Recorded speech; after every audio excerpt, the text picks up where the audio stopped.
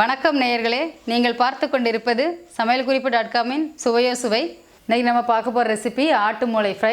இதுக்கு தேவையான பொருட்கள் என்னென்னு பார்க்கலாம். மூளை 1, மிளகாய்த்தூள், மஞ்சள் தூள், மிளகுத்தூள், சாம்பார் வெங்காயம் 10 எடுத்து இந்த மாதிரி நீளமாக நறுக்கி வச்சுருக்கிறேன்.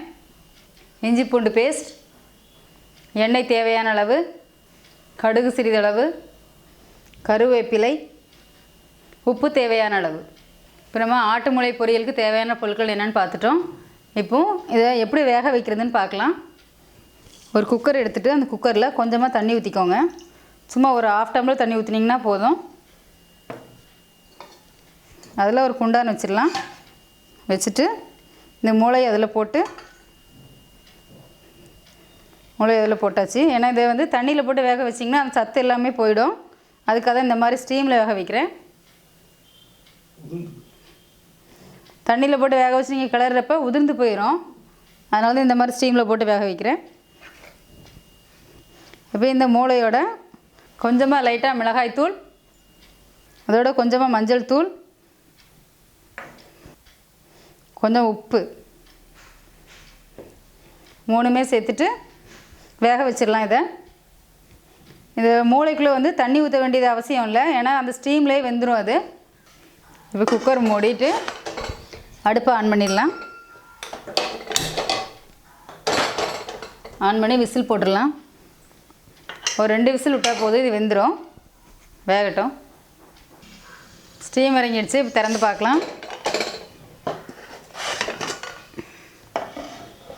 மூளை வெந்துருச்சு. இந்த மூளையை ஒரு கரண்டி வச்சு இப்படி எடுத்து ஒரு பிளேட்டில் வச்சுக்கலாம். இப்போயும் மூளையை வேக வச்சு ஒரு பிளேட்டில் எடுத்து வச்சுருக்கிறேன். இது இப்போ பீஸாக கட் பண்ணிக்கணும். ரொம்ப பொடியாக கட் பண்ணிங்கன்னா அப்படியே உதிர்ந்து போயிடும். சும்மா ஒரு 4 பீஸாக கட் பண்ணிங்கன்னா போதும்.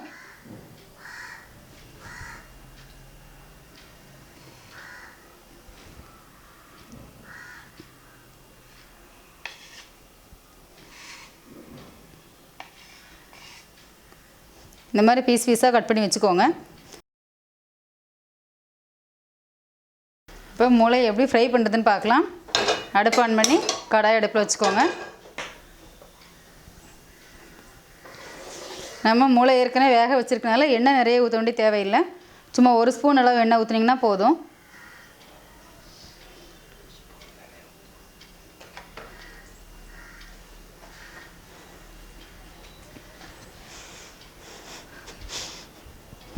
எண்ணெய் சூடாகட்டும்.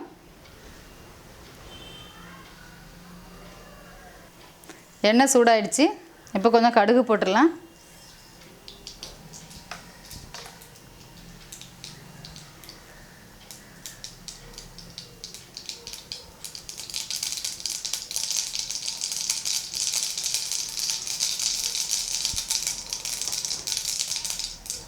கடுகு வெடிச்சதுக்கப்புறமா கொஞ்சம் கருவேப்பிலை, அதோட நம்ம கட் பண்ணி வச்சுருக்கக்கூடிய கொஞ்சம் சாம்பார் வெங்காயம்,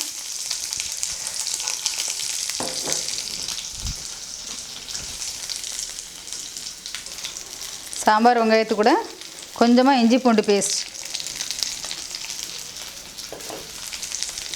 போட்டு இது நல்லா வதக்கிடலாம்.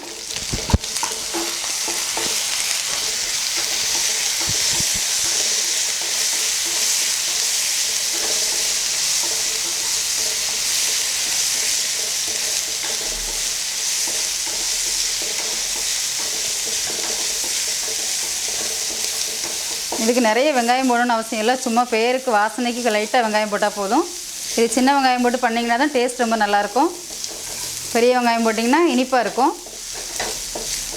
ஏன்னா மூளை ஃப்ரை வந்து கொஞ்சம் சாப்பிடும்போதே திகட்டுற மாதிரி இருக்கும். அதனால் சாம்பார் வெங்காயம் போட்டு பண்ணிங்கன்னா தான் டேஸ்ட் நல்லாயிருக்கும்.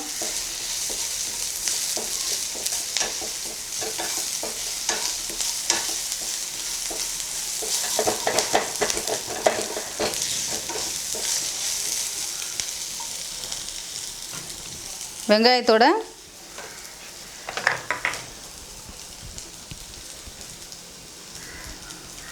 இப்போ கொஞ்சமாக மஞ்சள் தூள்,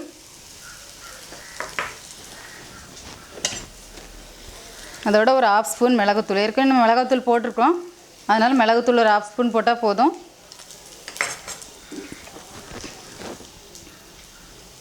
கொஞ்சமாக சால்ட்,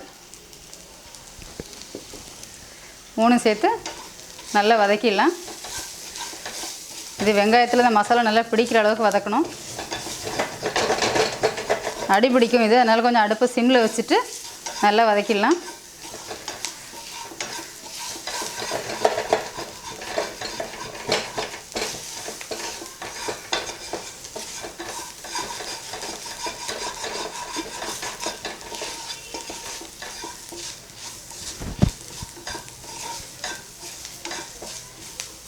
இப்போ இதோட நம்ம கட் பண்ணி வச்சுருக்கக்கூடிய மூளையை அதில் போட்டு லைட்டாக பிரட்டி எடுத்துடலாம். மூளை உடஞ்சிரும், அதனால் மெதுவாக கொஞ்சம் கொஞ்சமாக போட்டு கிளறணும்.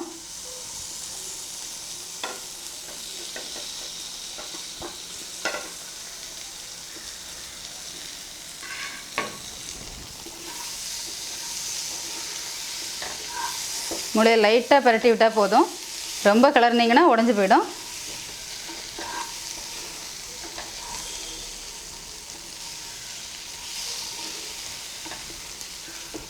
உங்களுக்கு காரம் எவ்வளோ தேவையோ அந்தளவுக்கு நீங்கள் பெப்பர் தூள் போட்டுக்கலாம். இதில் மிளகுத்தூள் அதிகமாக போட்டிங்கன்னா நல்லாயிருக்கும்.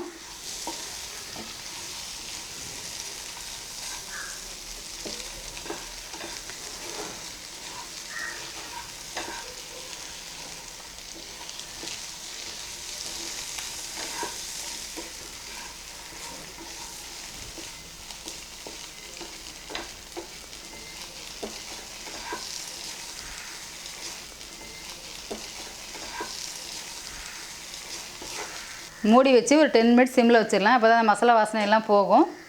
மூடி வச்சாச்சு, ஒரு 10 மினிட்ஸ் அடுப்பு சிம்மில் இருக்கட்டும். இப்போ 10 மினிட்ஸ் ஆகிடுச்சு, நம்ம திறந்து பார்த்துடலாம். மூளை நல்லா வெந்துருச்சு. லைட்டாக அப்படியே கிளறி விட்டுருங்க, பிரட்டி விட்டால் போதும், கிளற கூட வேண்டியதில்லை.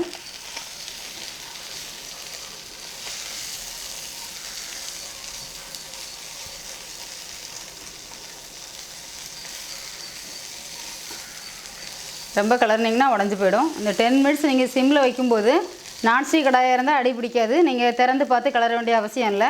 இதே நீங்கள் சாதாரண கடாயில் பண்ணிங்கன்னா வந்து அடி பிடிச்சிரும். அதனால் திறந்து பார்த்து அப்பப்போ லைட்டாக கிளறி விட்டுக்கோங்க. இப்போ மூளை ஃப்ரை ரெடி ஆகிடுச்சு. இந்த மூளை ஃப்ரை ரெசிபி வந்து செய்கிறது ரொம்ப ஈஸியான ரெசிபி தான், வீட்டில் செஞ்சு பாருங்கள். இந்த சமையல் குறிப்பு உங்களுக்கு ரொம்ப பிடிக்கும்னு நினைக்கிறேன். பிடிச்சிருந்ததுன்னா லைக் பண்ணுங்கள் அண்ட் உங்கள் ஃப்ரெண்ட்ஸுங்களுக்கு ஷேர் பண்ணுங்கள். இது பற்றின கருத்துக்களை கமெண்ட்ஸில் சொல்லுங்கள். மீண்டும் அடுத்த சமையல் குறிப்பில் சந்திக்கலாம். நன்றி, வணக்கம்.